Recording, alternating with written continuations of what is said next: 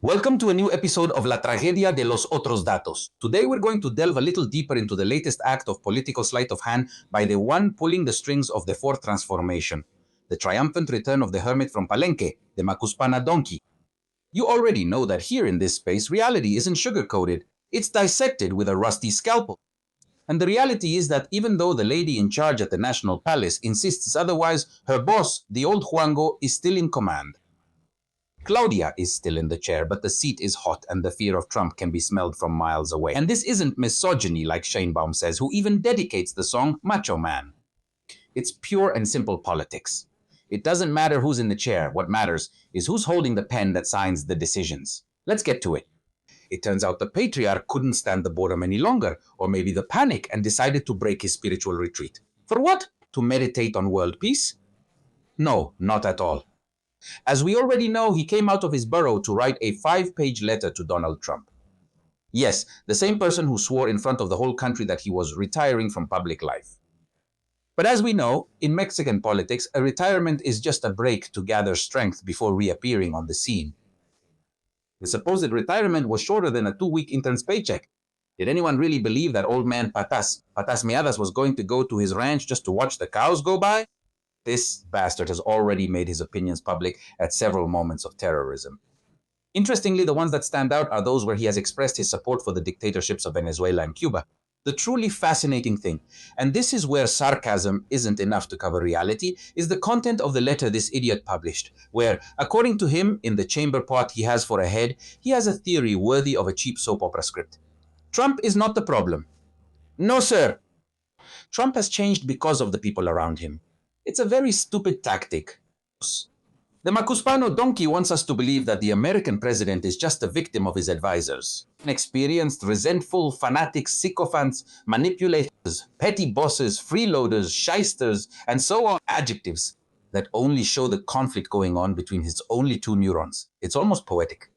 There's Manuel. The man who has made disqualification his Olympic sport now spends his time throwing adjectives at Washington, pretending that this will save the bilateral relationship. Who is he really talking to? It's not Trump. It's his own audience, his base. That is, the bunch of idiots who still applaud him to justify why his great relationship from the past is falling apart under the weight of reality. Here we reach the point of neural breakdown. While the tropical messiah writes a letter of supplication blaming Trump's environment, Claudia Sheinbaum insists with that rehearsed smile of someone trying to stay calm during a fire that the bilateral relationship is excellent and that everything is under control. So, are we good or not? Is the relationship fine, or are we under a constant threat from dark forces surrounding the President of the United States? The narrative from the National Palace is a puzzle where the pieces don't fit. Either Uncle Trump is being manipulated, or the Presi-Presinepta is telling us a diplomatic fairy tale. You can't have both, even if Morena specializes in trying to defy the laws of logic. But let's not fool ourselves. This letter has nothing to do with national sovereignty, nor with defending Mexico against Trump's government. This letter is a historic life insurance policy. López Obrador didn't come out to talk about social programs or flagship projects, and of course not about fighting organized crime. He came out to defend his own skin. Why? Because the old man feels, and rightly so, that his narrative is cracking and about to collapse. If reality starts to judge his past decisions as mistakes, if his legacy begins to crumble in the face of the new political reality with the United States, the invented project of humanist transformation falls apart. And nothing hurts a narcissistic politician like him more than the idea of going down in history not as a redeemer, but as a ruler who lied, stole, and betrayed an entire nation.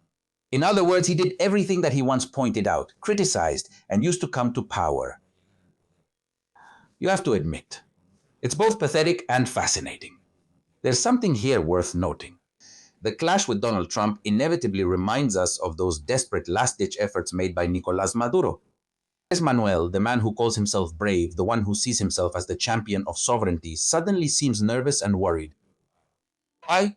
Because he knows that if it happened to Maduro, the scenario for people like him is no longer so safe. The truth is that the man can see with terrifying clarity which way the wind from the north is blowing. And the wind doesn't smell like roses. It smells like extradition, it smells like sealed files, and it smells like the party is over for us. It's pathetic, to say the least, to see how, after selling us the idea that national sovereignty was unmovable, the former ex-president feels the urgent need to come out of his hiding place. Why? Because either he doesn't trust the president's ability to negotiate or simply to obey, or he has already realized that she is being forced to align herself more with Washington than with the logic of Palenque. That's right, the puppeteer has had to come down to the stage because the puppet is coming apart at the seams. Let's be clear. If Claudia Sheinbaum should call anyone a misogynist, it should be Andrés Manuel López Obrador himself. The letter is a treatise on political misogyny disguised as a defense of sovereignty. Jackass, in his infinite wisdom, basically tells Presichachis Sheinbaum, step aside, dummy. I actually know how to talk to the tough guys. It's confirmation that the hierarchy of the fourth transformation is still a sect, and in that sect, the patriarch is the only one who can speak to the enemy. The funniest part, if it weren't so tragic, is where he accuses Trump's advisors of being leeches. Come on, Andres, seriously. You, the king of propaganda, accusing others of manipulation, you just got the entire US security team against you, meaning the FBI, CIA, DEA, by calling their operatives leeches and manipulators. Congratulations! You just became the #1 enemy of the Americans with a letter written in pure panic. And here we reach the point where irony turns into prophecy. The strategy we're seeing is an exact copy just like that of Nicolás Maduro and Venezuela's playbook. Letter to Trump, playing the victim, the speech about being crucified, and the fierce defense of what's left of his lousy movement called the Forti. What old Guango doesn't want to accept is that this isn't about ideology. It's not the far right trying to get back into power.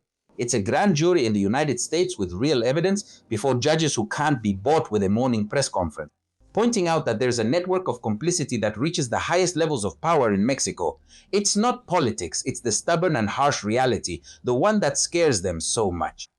And in case there was any doubt about what's still to come, let's listen to President Donald Trump.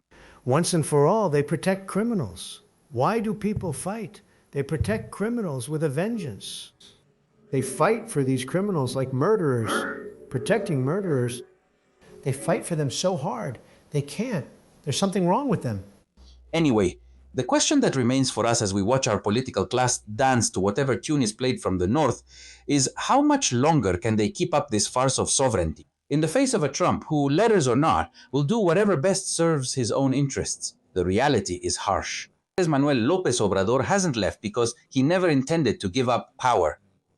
He regroups, maneuvers, and uses Claudia as a shield to face the storms coming from the north without caring if the country falls apart in the process.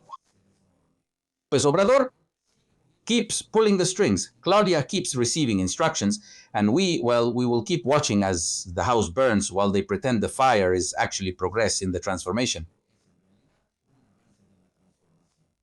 Don't let them keep selling us stories. Analyze, doubt, and above all, prepare the ground for 2027. Because if this episode teaches us anything, it's that the battle is less about politics and more about our future and that of our families. I won't get tired of repeating it. We are at war. Mexico against Morena. What do you think? I'll read your comments. See you on Monday. Have a great weekend. Remember that you can make your donations via PayPal. You can find the relevant information in the comment section. Thanks to you, this channel remains active. It's very important to subscribe, like, and press the bell to receive notifications whenever there's new content. Thank you.